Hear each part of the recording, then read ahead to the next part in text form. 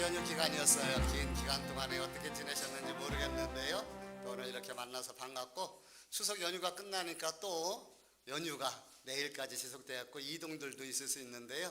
만나서 반갑고, 무엇보다도 내가 너무 반가운 것은 우리 남분 권사님 척추 다치셔서 나오시지를 못하셨었는데 오늘 이렇게 예배 같이 해서 너무너무 감사해요. 우리 응원의 박수, 우리 힘있게 아프시지 마시고 건강하시길 위해서 기도해 주시기를 부탁을 드립니다. 영국의 옥스퍼드 대학이라는 세계적인 그런 대학이 있습니다.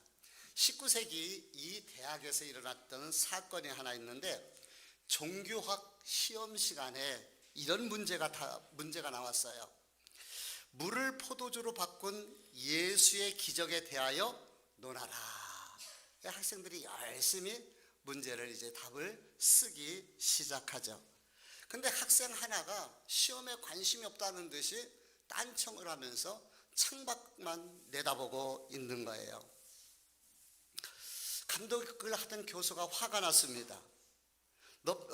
학생 백지 제출하면은 이거 완전히 0점 처리되고 학사 경고 대상이 되니까 뭐라도 써서 제출해 라고 경고를 하는 거예요. 시간이 얼마 남지 않았는데 이 학생이 필기구를 들고서 시험지를 작성을 하는데 딱 한 줄을 쓰고 나가더라는 거예요. 한 줄을 딱 작성하고. 그런데 이 한 줄의 답안이 옥스퍼드 대학에 여태까지 와서 개교 이래에 가장 전설적인 답안이 되었다고 합니다. 궁금하지요?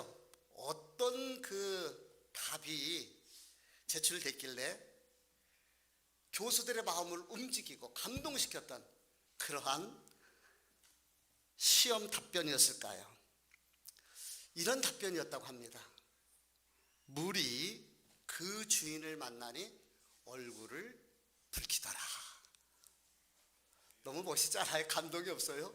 물이 그 주인을 만나니 얼굴을 붉히더라. 이게 무슨 얘기입니까? 지금 예수님께서 가나에서 처음 물을 포도주로 바꿀 때에 그 모습을 갖다가 시적으로 이렇게 멋지게 표현을 한 것입니다. 이 학생은요, 후대에 영국의 3대 낭만파 시인으로 알려진 바이런이라는 이런 시인이었다고 합니다. 예수님께서 처음 기적을 일으켰을 때 그 물이 완전히 변하여 포도주로 붉게 물들었는데 주인을 만나니 붉게 변화됐다. 참 멋있는 그런 답변인 것 같습니다. 한번 따라서 해볼까요? 물이 그 주인을 만나니 얼굴을 붉히더라. 물이 창조주 되신 예수 그리스도를 만나자 붉게 변화된 거예요. 저는 이 예화를 통해서 여러분에게 또 저에게 질문을 던져보고 싶은 것이 있습니다. 그것은 물이 창조주이신 예수 그리스도를 만난 이후에 붉게 변화됐는데, 저와 여러분은 우리의 구주 되시는 예수 그리스도를 만나고 변화된 것이 있느냐는 거죠.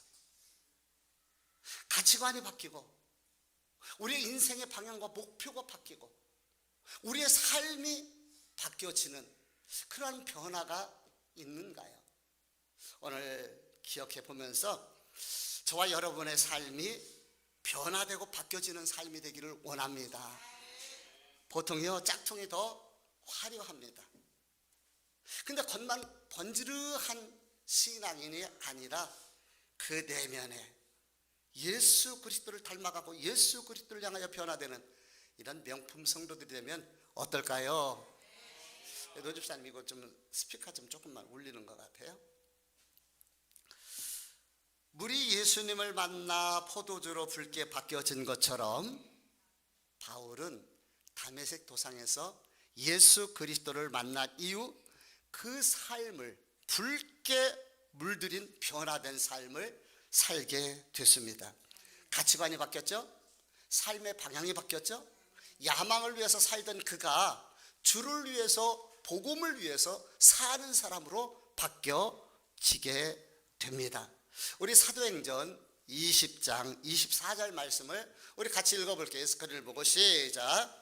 내가 달려갈 길과 주 예수께 받은 사명 곧 하나님의 은혜의 복음을 증언하는 일을 마치려 하면은 나의 생명조차 조금도 귀한 것으로 여기지 아니하노라. 예, 예수 그리스도를 전하는 이 일에는 생명조차도 귀한 것으로 여기지 않고, 그러니까 생명까지도 버리겠다라는 이러한 믿음의 삶을 그가 살아오게 되고, 그래서 그 예수 그리스도를 전하다가 우리가 여태까지 사도행전을 강해해 왔는데 우리가 여태까지의 과정을 보면은 그런 과정에서 그가 붙잡히게 되고, 그래서 이제 그 험한 생사를 넘나드는 그 바닷길을, 그 먼 길을 건너서 제수의 신분으로 로마까지 오게 된 것입니다. 이제 로마에 도착한 바울은 무슨 일을 했을까요? 우리가 생각했을 때 제수로 가이사에게, 황제에게 이제 상소했기 때문에 바로 재판을 받을 것 같았는데 어떤 일을 했을까 궁금하죠? 오늘 우리가 읽었던 이 본문은 로마에 도착한 바울의 근황을 우리에게 가르쳐주고 있어요. 우리 16절 말씀을 같이 읽어볼게요. 시작. 우리가 로마에 들어가니 바울에게는 자기를 지키는 한 군인과 함께 따로 있게 허락하더라. 예, 로마에 도착한 바울은 제수의 신분인데도 불구하고 보니까 감옥으로 가지 않았어요. 그리고 국가에서 붙인 군인의 감신을 받으면서 어느 정도의 자유를 얻게 됩니다. 이미 아마 이런 이유는요, 재판을 받기 위해서는 필요한 조치들이 필요하잖아요. 원고 쪽에서 분명한 어떤 자료와 그럴 수밖에 없는 이유들을 제출을 해야 되는데, 아마 바울을 고발했던 유대인들이 이런 그 행정적인 처리나 이런 부분들이 미처 잘 되어지지를 않았던 것 같아요. 그래서 바울이 경비의 감시를 받으면서 이렇게 한 집에 머물게 되었다고 오늘 성경은 가르쳐주고 있습니다. 이것을 우리말로 지금 관점에서 보면은 가택연금을 당했다라고 볼 수가 있어요. 다음 사전에 보면은 가택연금이란 외부와의 접촉을 제한 감시하고 외출을 허락하지 아니하지만 자신이 살고 있는 집안에서 신체의 자유를 허락하는 강금이라고 이렇게 얘기를 해요. 가택연금하면 우리가 생각나는 것이요, 김영삼 전 대통령, 또 김대중 전 대통령, 독재시대에 또는 유신시대에 이렇게 가택연금을 당했던 것을 보게 되죠. 그때의 김영삼 전 대통령은 가택연금 중에 무려 23일 동안 단식 투쟁을 하는 것을 우리가 알게 됩니다. 바울이 로마에 도착했을 때에 로마 당국은 사람을 보내 바울을 감시하며 연금시키도록 했지만은요, 사람들을 만날 수 있는 이런 자유도 허락해 준 거예요. 자, 17절 말씀을 읽어볼게요. 같이 읽어봅니다. 시작. 사흘 후에 바울이 유대인 중 높은 사람들을 청하여 그들이 모인 후에 이르되, 여러분 형제들아, 내가 이스라엘 백성이나 우리 조상의 관습을 배척한 일이 없는데 예루살렘에서 로마인의 손에 죄수로 내준 바 되었으니. 예, 로마에 도착하여 가택연금 중에 있었던 바울이 3일 후에 사람들을 초청해요. 어떤 사람을 초청했냐면은 유대인들 중에서 높은 사람들을 초청을 했다고 그렇게 이야기합니다. 우리가 읽어보았던 이 본문의 말씀 17절서부터 20절 말씀까지는 사도 바울이 유대인들의 높은 사람, 그러니까 리더들이죠, 지도자들을 초청했던 이유에 대해서 설명을 하면서 왜 자기가 여기까지 올 수밖에 없는가, 이것을 이야기를 하고 있는 거예요. 그 내용을 쉽게 간단하게 정리를 하면은요, 나는 잘못한 것이 없다는 거죠. 죄가 없다는 거예요. 이것은 로마 총독도 인정한 것이고, 그래서 로마 총독이 나를 죄가 없다고 판단됐기 때문에 풀어주려고 그랬는데 유대인들이 반대를 했다. 그래서 내가 어쩔 수 없이 가이사에게 항소를 하게 됐고, 여기까지 이 로마까지 죄수로 올 수밖에 없었다라고 말을 하면서, 내가 이곳에 죄수로 왔지만 그러나 절대 우리 민족에 대해서 어려움을 주려고 그러는 것은 아니다. 아주 예의 바르게 부드럽게 서론 본론 결론을 통해서 내가 이곳에 올 수밖에 없었던 이유에 대해 설명을 하는 거예요. 특히 뭐라고 얘기하느냐면 내 민족을 고발하려고 하는 것이 아니다라고 밝혀요. 여기에는 이유가 있습니다. 그게 어떤 이유에서 바울이 이런 말을 했느냐면요, 로마에서 뿌리를 내리고 살던 디아스폴라 유대인들이 있었어요. 근데 그 유대인들이 글라디오 황제 때에 모두 다 로마에서 추방을 당하는 이런 일이 있습니다. 우리 사도행전 18장 2절 말씀을 한번 볼게요. 같이 읽어봅니다. 시작. 글라라 하는 본도에서 난 유대인 한 사람을 만나니 글라우디오가 모든 유대인을 명하여 로마에서 떠나라 한 고로 그가 그 안에 브리스길라와 함께 이달리아로부터 새로 온지라 바울이 그들에게 가매. 예, 글라디오 이 황제는 로마의 4대 황제라고 이렇게 이야기를 하는데 AD 41년에서부터 53년까지 약 13년 동안 이렇게 통치를 합니다. 처음에는 로마에 사는 유대인들에 대해서 아주 관대하게 대우를 해줬어요. 그런데 그 재위 한 9년쯤 지났을 때에 유대인 중에서 투스라는 사람이 있는데 이 사람이 유대인들을 선동하기 시작해요. 그래서 유대인들이 로마에서 살면서 폭동을 일으키기 시작합니다. 그러니까요, 글라우디오 황제가 화가 난 거예요. 그래서 로마에서 살고 있었던 사람들을 갖다가 다 추방하는 추방령을 내리게 됩니다. 이때 추방당한 사람들이요 2만 5천 명이나 된다고 그래요.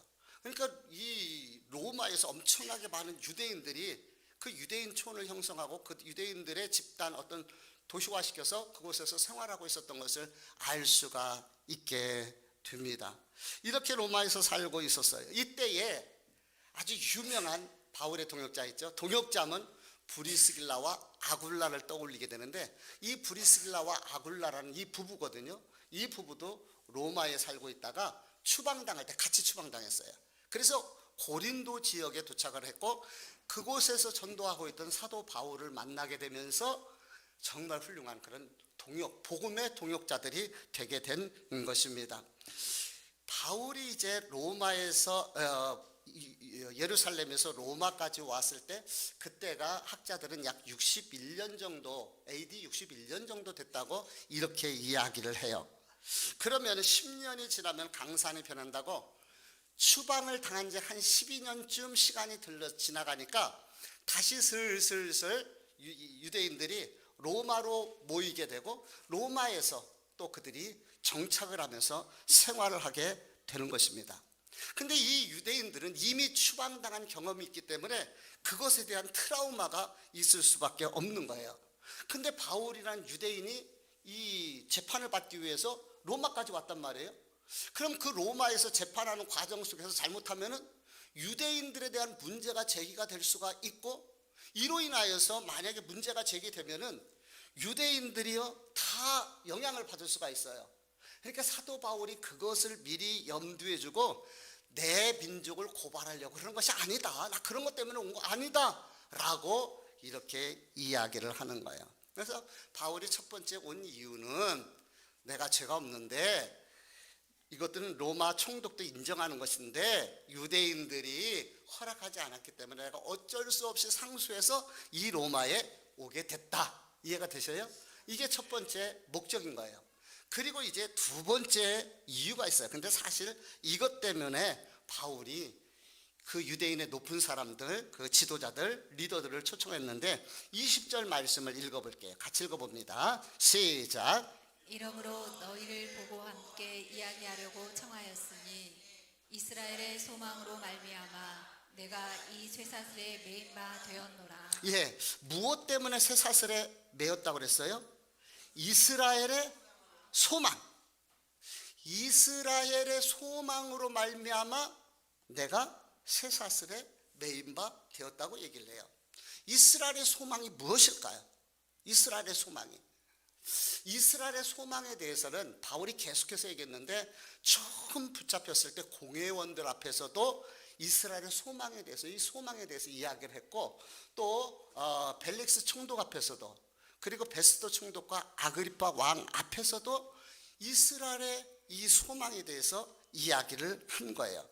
우리 사도행전 23장 16절 말씀을 보도록 합니다. 시작.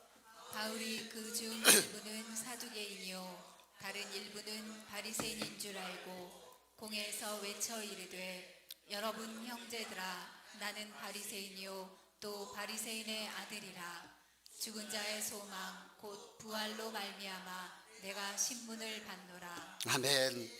바울이 말하는 이스라엘의 소망은 죽은 자의 부활에 대해서 말을 하고 있는 것이에요. 바로 예수 그리스도가 예언된 그대로 죽었다가 살아난 우리의 소망 메시아가 되신다 라고 이야기를 하는 거예요. 그러니까 유대인들은 당시 어떤 메시아관을 가지고 있었느냐 하면은 다윗과 같이 정치적이고 힘있고 권력을 가지고 있는 이런 그런 멋진 폼나는 때깔나는 이런 메시아를 기다리고 있었는데, 저 갈릴리 출신 뭐 하늘 정말 봤을 때 그 목수의 아들이잖아요. 그런 그가 성경에서 구약 예언된 메시아라고 이야기를 하니까 그들이 그것을 받아들일 수가 없었던 거예요. 그래서 그 예수 그리스도를 전하는 바울을 사람들을 미혹한다고 그렇게 미워하며 그렇게 핍박을 했었던 것입니다. 예수 그리스도의 죽음과 부활을 통하여서 지금 이스라엘의 소망이신 예수 그리스도를 전하고 있는 것이에요. 그렇습니다. 예수 그리스도의 죽음과 부활은 복음의 핵심이에요. 복음의 핵심이 예수 그리스도의 죽음과 부활인데요. 우리 고린도전서 15장 20절에서 21절 말씀 같이 봅니다. 시작. 그러나 이제 그리스도께서 죽은 자 가운데서 다시 살아나사 잠자는 자들의 첫 열매가 되셨도다. 아멘. 우리 예수, 계속 읽어줘요. 맞아. 시작.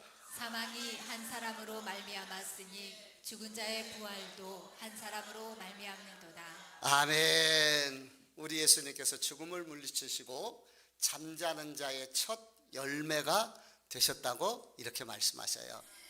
첫 열매라는 의미가 무슨 뜻을 가지고 있을까요?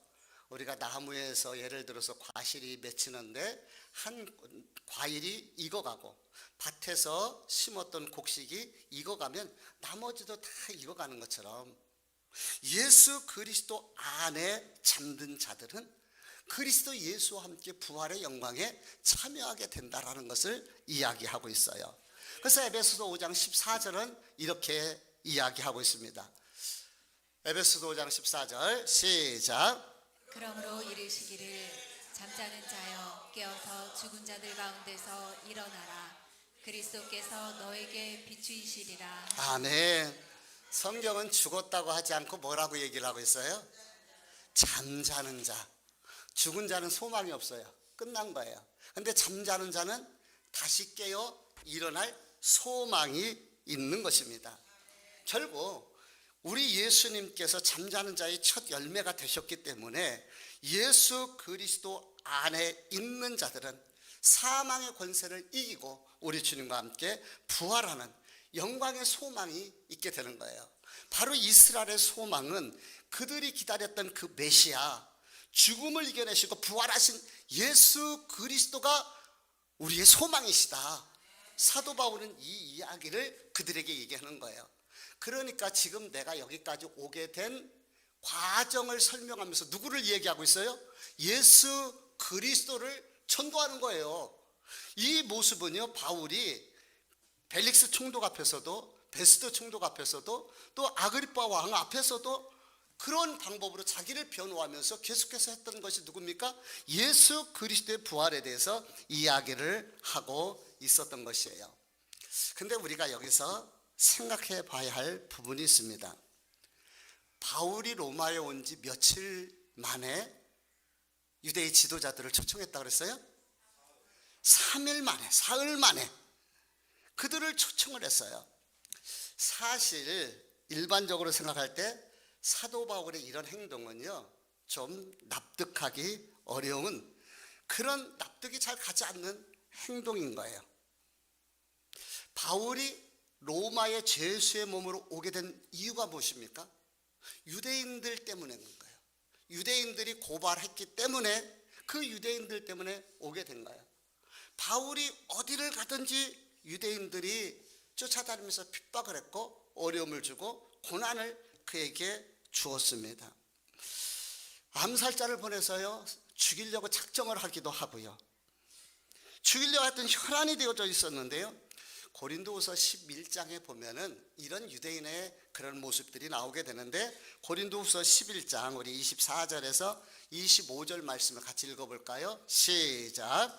유대인들에게 40에서 하나를 감한 매를 5번 맞았으며 3번 태장으로 맞고 1번 돌로 맞고. 예, 죄인을 때릴 때는 40대를 때리질 않아요. 그건 인격에 대한 문제고, 잘못하면 또 죽을 수가 있기 때문에 하나를 감해서 39대를 때려요. 근데 이 매를 몇 번 맞았다고? 5번 맞았다고 그랬어요. 5번. 무슨 얘기냐면은 맞아서 죽을 뻔한 것이 5번이나 된다는 얘기예요. 3번 태장에 맞죠.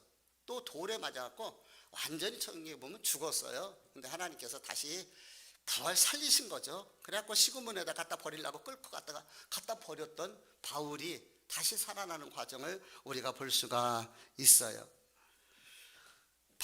바울의 입장에서 유대인들은 우리 개념으로 생각하면은요, 진저리가 날만도 하고요, 정말 상종하기 싫은 그런 사람들일 수 있습니다. 그런데 그 먼 로마까지 죄수로 끌려왔고, 뭐가 그렇게 바빠요? 좀 쉴 수도 있는데 3일 만에 지도자들을 초청해 갔고요, 그들에게 예수 그리스도가 어떤 분인가, 그분의 죽음과 부활을 전하고 있는 것이에요. 참 대단한 분이시다라는 생각이 들지만은, 또 한편으로는 참 미련한 사람이고 융통성도 되게 없는 그런 사람이다, 이렇게 느껴져요. 바울은 왜 이렇게 행동해야만 했겠습니까? 우리는 이런 바울의 모습을 통해서 무엇을 배울 수 있어요? 우리는 이런 바울의 행동을 통해서 사명과 순종에 대한 모습을 알게 됩니다. 우리 사도행전 9장 15절 16절 같이 읽어볼게요. 시작. 주께서 이르시되 가라, 이 사람은 내 이름을 이방인과 임금들과 이스라엘 자손들에게 전하기 위하여 택한 나의 그릇이라. 그가 내 이름을 위하여 얼마나 고난을 받아야 할 것을 내가 그에게 보이리라. 아멘. 이것이 사도 바울이 다메섹에서 예수 그리스도를 만나고 받은 사명인 것입니다. 복음을 위하여 택함을 받은 그런 그릇이었던 것이죠. 사명자는 순종자이기도 합니다. 사명자가 순종하지 않는데 그 사명자라고 볼 수가 없는 거예요.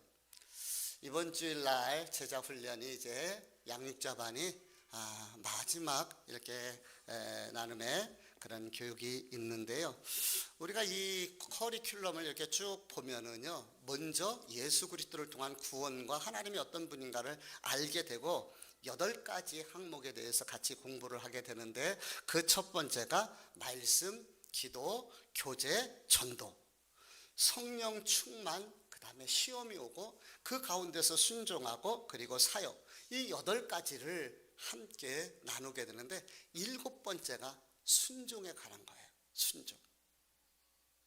그만큼 우리 기독교인들에게, 신앙인들에게, 성숙한 성도들에게 중요한 것이 바로 순종인 거예요. 그래서 장로교 창시자 칼빈은 순종은 믿음의 결실이다. 믿음의 열매가 뭐냐? 순종이라는 거예요. 믿음의 열매가 순종이다. 순종의 영역에는 몇 가지가 있습니다. 그 첫 번째가 주님의 뜻과 내 뜻이 같아. 그럼 순종하기가 쉬워요, 어려워요? 쉬워요, 어려워요? 내 뜻과 하나님의 뜻이 같으니까 뭐 순종하는 거 뭐가 어려워? 쉽죠? 근데 두 번째, 하나님이 원하시고 하나님이 기뻐하시는 일인데 나는 하기 싫은 것이 있어. 이거 순종하기가 어려워요, 쉬워요? 쉽지가 않습니다. 예를 들어 볼게요. 요나는, 하나님께서 요나를 통해서 저 니느웨로 가가지고 그들에게 하나님의 말씀을 선포하고 그들이 회개하고 돌아와서 구원을 받을 수 있도록 하라는 것이 하나님의 뜻이었어요. 그렇지 않으면 심판이 만다. 이게 하나님의 뜻이니까 순종해야 돼요, 안 해야 돼요? 해야 되는데 요나는 어땠어요? 봤더니 니느웨는 아수르란 나라거든요. 이게 그 세계사에서도 보면은 이 정복국가, 이 아수르예요. 그러니까 주변 나라가 늘 괴롭힘을 당하고 이 이스라엘은 늘 터지는 거예요. 그러니까 저런 나쁜 나라, 우리를 약한 나라를 침략하고 빼앗아가고 얼마나 전쟁에 지면은요, 이 얼마나 많은 재산뿐만 아니라 가족들이 다 끌려가는 거예요, 의외로. 그랬을 때의 요나의 생각은 저거 확 망하는 것이 맞지. 우리나라 개념으로 설명을 하면은 일제강점기 때에 하나님께서 일본에 가서 복음을 선포해서 그들이 회개하고 돌아와 심판을 면하라고 하는 거예요. 그게 하나님의 뜻인데 나는 저런 일본은 폭삭 망해야 돼 하고 미국으로 도망가는 것과 같다고 볼 수가 있어요. 그래서 순종의 영역 중에 하나님이 원하시는데 내가 원치를 안 할 때에 우리 안에 있는 이 충돌이 있다는 거죠. 세 번째는 반대로 나는 정말 하고 싶어요. 근데 주님이 원치를 않아. 나는 하고 싶은 것들이 있어. 주님이 막으셔. 예를 들어 보면은 아담과 하와가 선악과를 보니까 보암직도 하고 먹음직도 하고 보기에 탐스럽게 아름다워. 저거 한번 먹었으면 좋겠어. 거기서 따먹는 것이 내 뜻이야. 근데 하나님은 안 된다. 먹어서는 안 된다. 하나님의 뜻인 거예요. 이 두 가지가 아담 속에 하와 속에 있는데 아담과 하와가 자기가 원하는 거, 좋아하는 그것을 위해서 선악과를 따먹는 것을 볼 수가 있어요. 우리가 신앙생활할 때 우리 안에서 일어나는 내적 갈등, 영적 싸움들이 우리 심령 속에, 마음 속에 있다는 것이에요. 우리 초신자들이 쉽게 경험하는 거, 예를 들어서 예배에 대한 부분들이에요. 나는 하고 싶은 것들이 있고 가고 싶은 것이 있고 친구 만나고 싶고, 근데 주님께서는 하나님이 우선이니까 예배 먼저 하라는 거예요. 나는 내가 하고 싶은 것이 먼저 있어. 그러니까 이것이 두 마음이 우리 안에 싸우는 거예요. 저는 수시로 경험합니다. 목사님도 그런가요? 목사님도 마찬가지입니다. 수시로 내 안에서 이 갈등과 싸움이 있는 거예요. 여러분은 어떻습니까? 우리 주님이 원하시는데 나는 그거 하기 싫어. 반면에 나는 이거 하고 싶은데 주님이 원하시지를 않아. 그때에 여러분 마음에서 예수님과 싸워보신 적 있나요? 있으셔요? 그때 누가 이기시나요? 솔직히 말해봅시다. 내가 이겨요? 하나님이 이겨요? 내가 이기죠. 이게 사실 우리들의 현실을 살아가는 우리들의 모습인 거예요. 그런데 바울은 다메섹 도상에서 예수 그리스도를 만나잖아요. 그리고 복음을 전하는 일이 내 사명이잖아요. 그 사명을 위해서 꼴도 보기 싫은 그 로마 사람들, 유대인들, 그 유대인들을 초청해서 자기를 변호하면서 예수 그리스도, 이거가 본질이거든요. 그 예수 그리스도의 죽음과 부활, 그분이 우리의 메시아요, 우리의 구원자인 것을 전하고 있는 것을 우리가 보게 되죠. 하기 싫을 때가 바울이라고 뭐 즐겁겠어요. 그런데 이것이 내 사명이고, 그래서 자발적 순종과 헌신이 이루어지는 것을 볼 수가 있어요. 이 자발적 순종, 헌신의 영역이기도 한데 찬양 예배 때 조금 더 하기로 하고, 10월 이제 29일이 원래 꼭 앞주에 해야 되는데 여러 가지 좀 시간이 좀 여의치 않더라고요. 그래서 그 뒷시간으로 했는데 우리 교회 창립 감사 기념 예배, 우리 색금 찬양단들 우리 또 콘서트를 하면서 함께 나눔의 시간을 갖는데요. 여러분들 많이 좀 기도해 주시기를 바라고요. 저는 우리 교회를 생각할 때에 너무너무 감사합니다.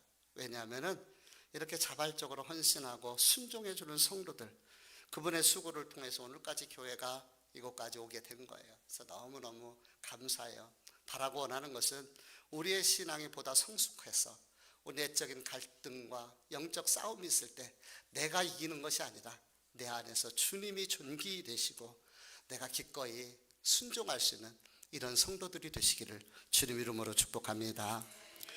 결론을 말씀드립니다. 김양재 목사님의 큐티 내용 중에 있는 어느 집사님의 이야기예요. 잘 들어보세요. 우리들의 이야기일 수 있으니까요. 저는 믿는 가정에서 자라나 믿지 않는 남자와 결혼했어요. 아이들을 데리고 교회에 나가고 남편도 전도했지만 인생의 목적을 행복에 두고 겉과 속이 다른 신앙생활을 했지요. 그러다 보니 힘들게 전도한 남편이 세상으로 흘러 떠내려가고 말았답니다. 그렇게 낙심하고 있을 때 저는 주일학교 초등부 교사로 섬기면서 영육이 살아나는 은혜를 입었어요. 이후 해마다 하나님께 제 자신을 드리는 소원으로 초등부 아이들을 위해 헌신했지요.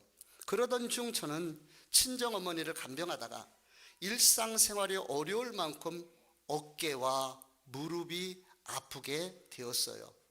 그래서 주일학교 봉사를 그만두겠다고 부장님께 전화를 드렸는데 교사가 부족하다는 말에 차마 그만둘 수가 없었지요. 근데 전화를 끊고 문득 예전에 주일 설교에 들은 한 예화가 떠올랐어요. 한 농부가 키우던 소가 쌍둥이를 임신했다는 사실을 알고 기뻐서 둘 중 한 마리를 하나님께 드리기로 했다고 해요. 그런데 출산하다가 한 마리가 죽자 아이쿠 하나님의 송아지가 죽었네 하는 이야기였습니다. 그동안 하나님께 받은 은혜를 잊고 몸이 조금 안 좋다고 슬그머니 섬김의 자리에서 내려놓으려 하는 제 모습이 하나님의 송아지가 죽었네 하는 농부와 똑같아서 회개하였습니다. 이 집사님의 이야기가 어떤가요? 내 뜻은요, 주일학교 그만두고 교사 그만두고 좀 쉬고 싶은 거예요. 쌍둥이 송아지가 임신했다는 소리 들어서 얼마나 기뻤겠어요. 그래서 하나는 하나님께 드린다 그랬는데 한 마리가 죽었네. 누구 소가 죽은 거예요? 내 소가 죽은 거예요? 하나님 소가 죽은 거예요? 내 소가 아니라 하나님의 소가 죽었다고 하고 싶을 때 여러분 같으면 어떻게 하시겠습니까?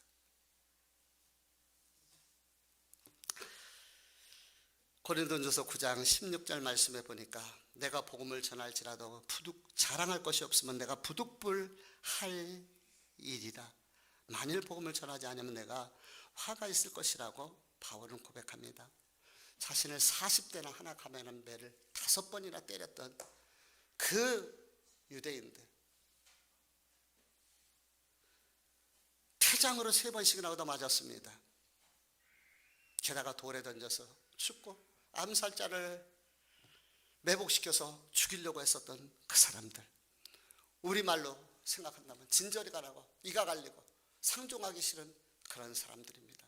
그럼에도 불구하고 그것이 자신의 사명이요 주님의 뜻이라고 그는 받아들였기 때문에 3일 만에 지도자들을 초청하여 그들에게 부득불 복음을 전하고 있는 바울을 보면서 우리가 살다 보면 신앙생활할 때 갈등이 많습니다.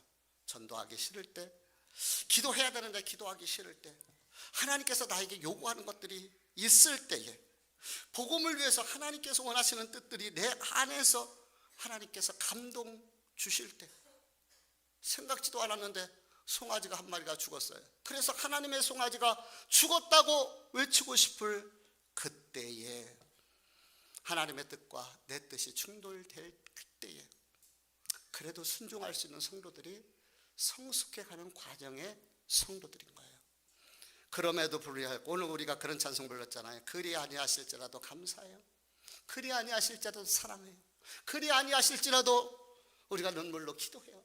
그리 아니하실지라도 내게 주어진 그 사명의 길을 가렵니다. 그리 아니하실지라도, 그래서 그리 아니하실지라도 순종할 수 있는, 그래도 했던 사도 바울처럼 저와 여러분이 그런 성도들이 되시기를 주님의 이름으로 축복합니다. 기도하시겠습니다.